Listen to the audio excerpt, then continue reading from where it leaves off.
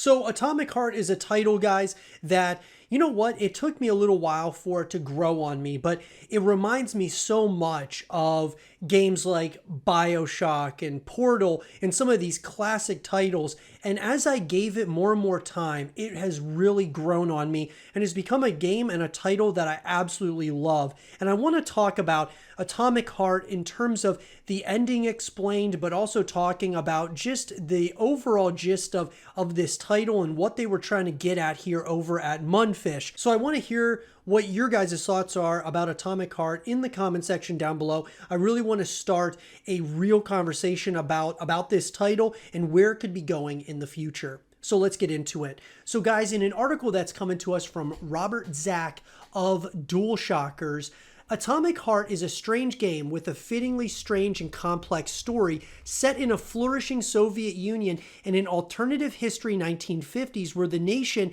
has mastered advanced robotics with the help of a mystery compound called polymer. The game puts you in the shoes of P3. I'm not very good with a lot of these Russian names, guys, so bear with me. A special agent who's been tasked with shutting down a catastrophic event at Science Institute Facility 3826, where the robots have run amok. The game opens with a spectacular sequence where P3 walks through crowds of people gathered to celebrate the launch of Collective 2.0, a neural network designed to give humans even greater control over robots and further improve the automation of menial labor, leaving more time for humanity to pursue whatever creative or academical pursuits they desire.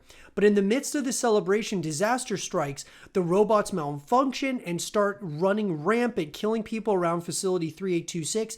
P3 meets with his longtime friend and superior, Dmitry Shekhinov, who runs the facility and discovered the substance polymer, and later found a way to inject polymer into the human body, allowing humans to control robots with the power of their minds as well as instantly learn a huge amount of information.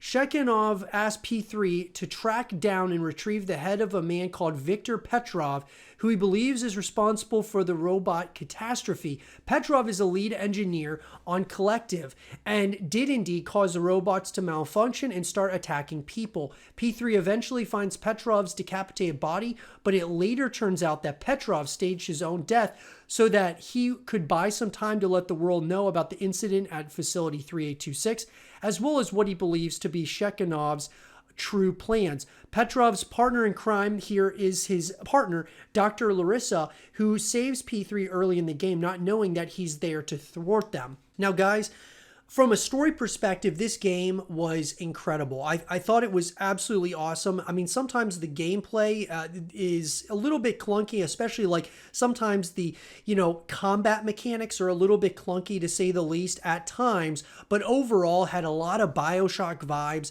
and the setting that they created was absolutely incredible. Now, we're going to be getting into some spoilers, guys, about the story and things of that nature, so if you haven't finished Atomic Heart, you definitely should.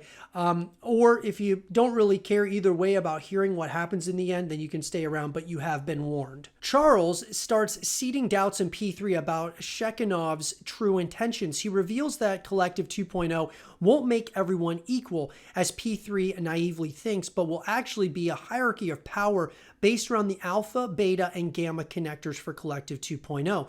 Only Shekhinov has access to the alpha connector, giving him a higher level of control over the network than anyone else. Charles persuades P3 to throw away the beta connector rings, claiming that if they got into the wrong hands, they'd be disastrous consequences.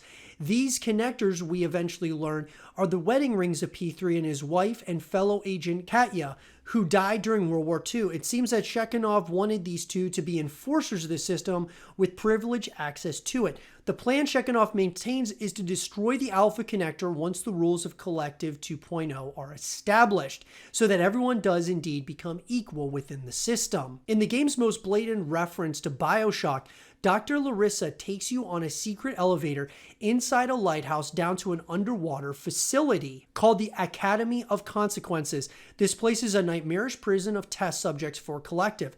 The ones who aren't dead are stuck in a walking, dreamlike state called limbo. At this point, P3 learns that Voshkod, an implant that can send the agent's consciousness into the imaginary world while turning their body into a killing machine, is also intended to be integrated into Collective 2.0. We learn that Shekhinov implanted Voshkod into P3 when treating the serious brain injuries he sustained during World War II. This was to ostensibly to stave off P3's PTSD and help him recover his brain function, but in reality it eradicated his memories of his wife Katya, who died during the war, and seemingly put him under the total control of Shekhinov. Along with the atomic heart plan, this mind control implant is another secret aspect of Collective 2.0, making Shekhinov look even more villainous.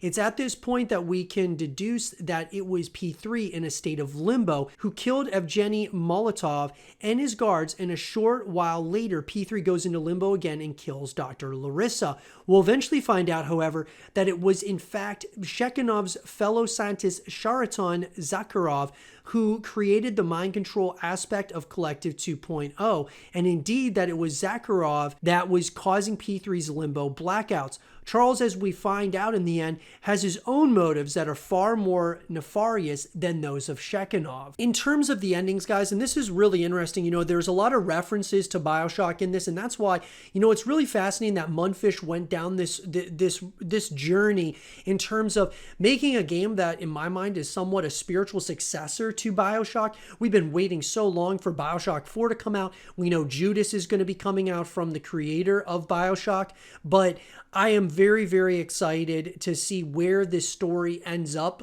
Even if it's in, future sequels and installments in the future, that's one thing that I'm very excited about, to say the least, especially even after these couple of endings. So after finding out the true nature of Collective 2.0, P3 goes to confront Shekhinov at his headquarters.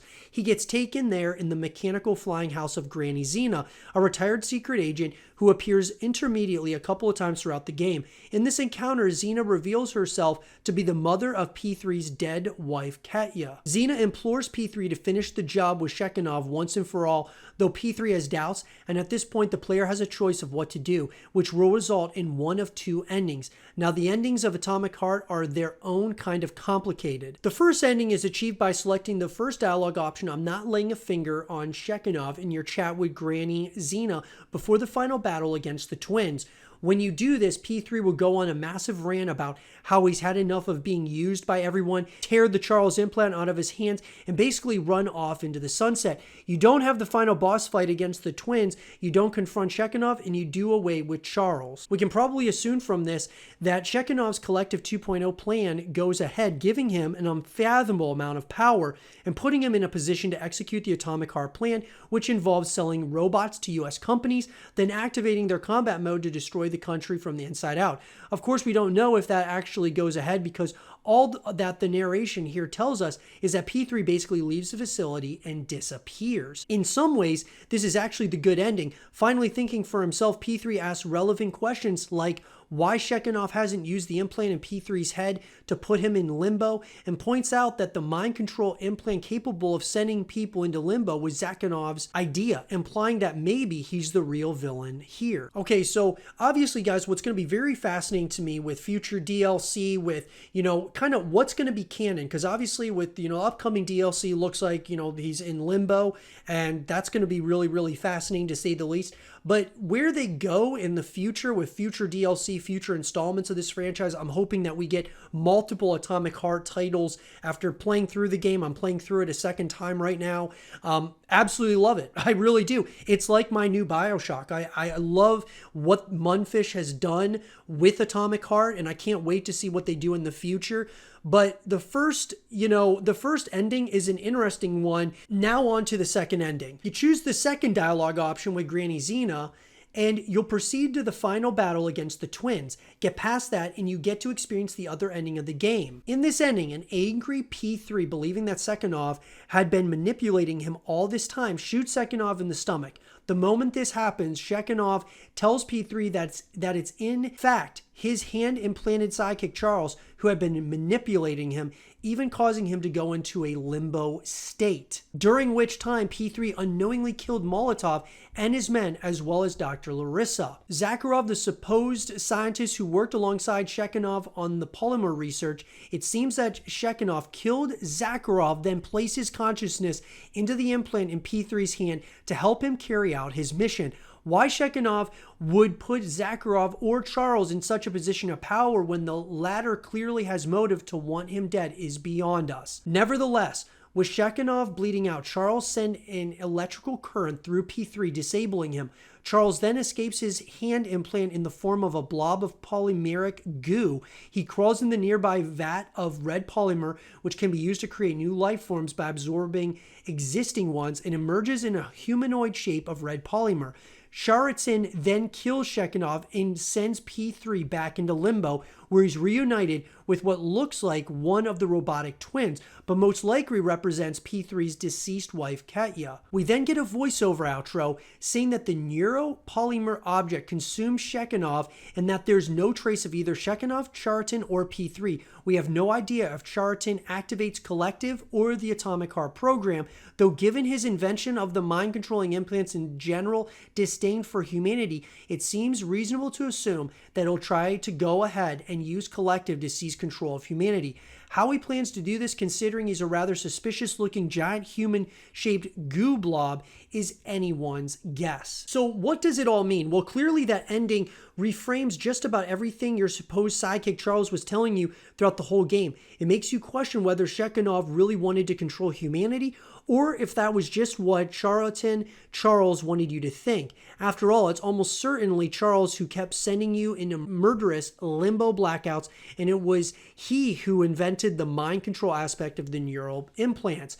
Beyond what Charles told us, Shekhinov's goals with Collective 2.0 were to give humans more direct control over robots and to carry out the Atomic Heart plan and use robotics to destroy America. In the context of the story, those are kind of reasonable aims. Yes, Shekhinov did wrong by P3 by hooking him up with the Zakharov's Vashkod implant in the first place, but those aren't exactly smoking guns for plans of world domination. Neither Shekhinov nor Zakharov are good people, but the former seems like the lesser of two evils, and opting for the ending where P3 just walks away from it all is implicitly supporting him. But again, we come back to the fact that Atomic Heart is a weird game, and neither of its endings really tell us whether the schemes of Shekhinov or Zakharov come to pass. Maybe there are other hints hiding in the game that could reveal more information about everyone's true intentions, but for now it seems that developer Munfish wants to keep those endings at least a bit ambiguous, keeping us in the dark like the game's hero.